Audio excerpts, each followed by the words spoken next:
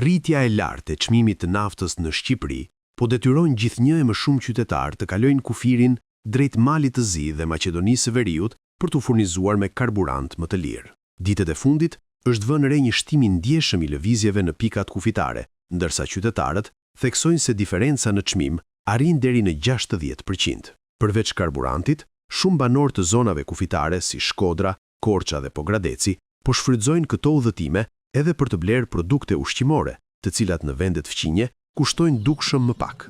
Në pikën kufitare të Muriqanit, fluksi i automjeteve shqiptare drejt Malit të Zi është rritur ndjeshëm. Shumica e drejtuesve të mjeteve shprehen se arsyeja kryesore e udhëtimit është furnizimi me karburant, i cili atje kushton rreth 1.5 euro për litër dhe konsiderohet me cilësi më të mirë. E njëjta situatë paraqitet edhe në kufirin me Maqedoninë e Veriut, ku çmimi i naftës është deri në 100 lek më i ulët se në Shqipëri.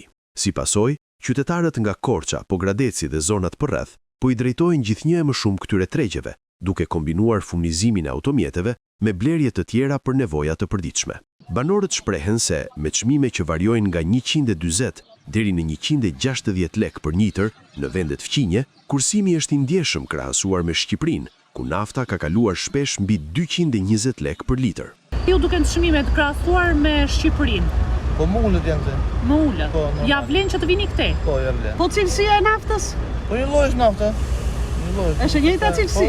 Ju nga vini? Unë Prenjës këtu.